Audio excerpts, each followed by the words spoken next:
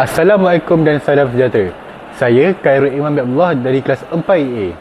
Saya merupakan pelajar daripada SMK Sultan Mansur Shah dengan kod sekolah MEE 0074. Pernahkah anda terfikir kita sering rasa yakin dengan keputusan yang dibuat, tapi akhirnya ia membawa kepada kesilapan?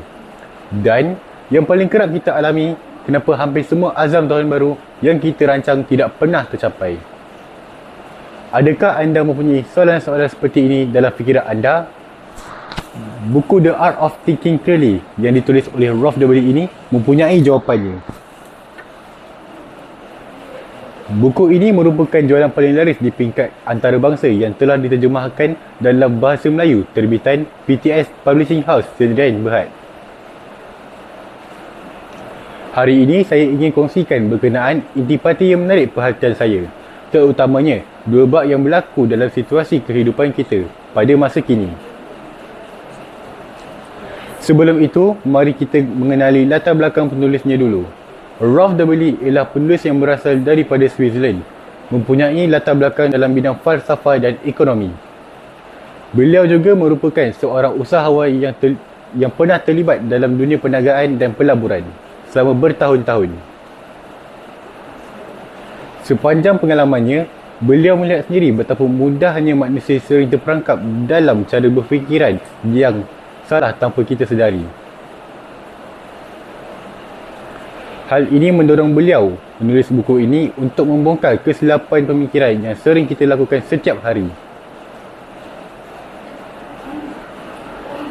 Sekarang, mari kita bincangkan dua bab yang paling menarik perhatian saya berserta pengalaman dan juga kisah yang hampir sama pernah berlaku dalam hidup saya.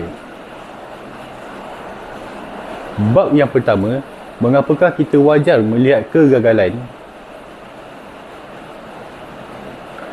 Dalam bab pertama ini, penulis menerangkan satu hakikat yang sering kita abaikan. Selalunya, kita cenderung melihat kejayaan sahaja dan menganggap orang yang berjaya itu mempunyai kebolehan yang agak luar biasa. Malah, kita sering mengabaikan atau tidak melihat tentang orang yang sudah berusaha keras tetapi akhirnya gagal. Dobli menegaskan bahawa kalau kita cuma belajar daripada kejayaan semata-mata, kita sebenarnya sedang melihat gambaran yang tidak lengkap tentang dunia. Kita nampak hasil manisnya sahaja, tetapi tidak nampak susah payah dan kegagalan yang terpaksa ditemui sebelum sampai ke kejayaan itu. Apabila saya membaca bab ini, saya teringat pengalaman saya sendiri semasa diberikan tugasan berkumpulan di dalam kelas. Ketika itu, saya sangat teruja melihat kumpulan-kumpulan lain yang berjaya mengadakan aktiviti itu dan mendapat sambutan yang baik daripada pelajar lain. Saya fikir, sekiranya saya membuat perkara yang sama dan mengikuti langkah mereka, saya pasti akan berjaya juga. Tapi malangnya, aktiviti pertama yang saya lakukan gagal dan kurang mendapat sambutan daripada pelajar lain seperti yang dirancang. Saya merasa sangat kecewa dan malu. Pada masa itu, saya fikir mungkin saya tiada bakat untuk mengurus sesuatu benda. Tetapi, selepas saya membaca buku ini, saya sedar akan kesilapan saya. Sebelum ini, saya cuma melihat kejayaan kumpulan lain dan langsung tidak tahu berapa kali mereka gagal atau berapa banyak masalah yang mereka hadapi sebelum sampai ke tahap yang saya nampak. Kalau saya tahu daripada awal bahawa kegagalan itu sebahagian daripada proses kejayaan, mungkin saya tidak akan rasa begitu teruk dan sebaliknya boleh menggunakan pengalaman itu untuk belajar dan membuat persiapan yang lebih baik untuk masa hadapan. Hal ini betul-betul mengingatkan saya tentang jangan hanya memandang kejayaan orang lain, tetapi belajarlah juga daripada kegagalan mereka dan kegagalan kita sendiri. Saya juga tertarik dengan ulasan bab 85 iaitu mengapakah azam tahun baru tidak berkesan.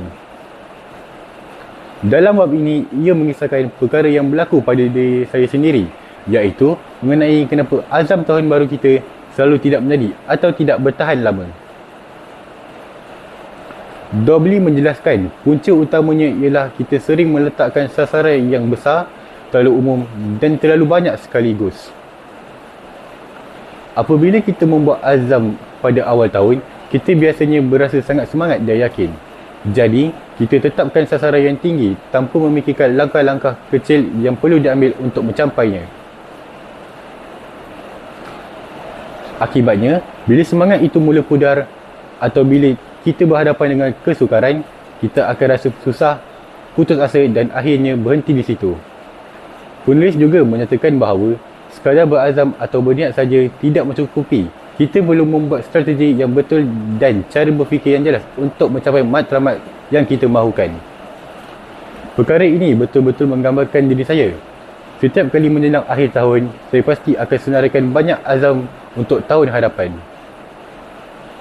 Sebagai contoh, untuk kuruskan badan, berjimat cermat, belajar kemahiran baru, menjadi lebih rajin dan macam-macam lagi. Pada awal bulan Januari, saya rasa sangat bersemangat dan boleh lakukan perkara ini secara serentak. Akan tetapi, tidak sampai 2 atau 3 bulan, saya sudah merasa malas untuk meneruskannya. Akhirnya, apabila sudah akhir tahun, saya sedar hampir kesemua azam saya impikan tidak ada yang tercapai. Saya sering bertanya-tanya, kenapa saya tidak ada daya tahan yang kuat? Kenapa saya tak boleh jadi seperti orang lain yang berjaya mengekalkan azam mereka? Tapi, bab ini memberi jawapan yang sangat jelas. Masalahnya bukan sebab saya lemah atau tidak pandai, tapi cara saya tetapkan azam itu sendiri yang salah. Selepas saya memahami perkara ini, saya cuba ubah cara saya. Saya cuma pilih satu atau 2 sasaran yang paling penting dan pecahkan kepada langkah-langkah kecil yang mudah dilakukan setiap hari. Hasilnya, saya rasa lebih tenang, lebih bersemangat dan yang paling penting, saya berjaya mengekalkan azam sampai ke hujung tahun. Secara jujurnya, pada pendapat saya tentang buku ini adalah bukan sekadar teori yang susah untuk difahami. Ia merupakan panduan yang sangat praktikal dan berguna untuk kehidupan kita. Setiap bab ditulis secara ringkas, padat dan disertakan dengan contoh-contoh yang mudah dibayangkan. Jadi, anda boleh membaca buku ini setiap hari tanpa rasa bosan atau pening kepala. Saya sangat mencadangkan buku ini kepada sesiapa sahaja, sama ada pelajar, ibu bapa atau sesiapa sahaja yang suka berfikir dan mahu membuat keputusan yang lebih bijak serta tepat dalam hidup. Kalau anda rasa keputusan anda tidak tepat atau anda tidak memahami kenapa seseorang itu bertindak sedemikian, malah kalau anda cuba mengenali diri anda dengan lebih mendalam, maka buku ini sudah pasti akan membuka mata anda dan mengubah cara anda melihat dunia. Sekian, terima kasih.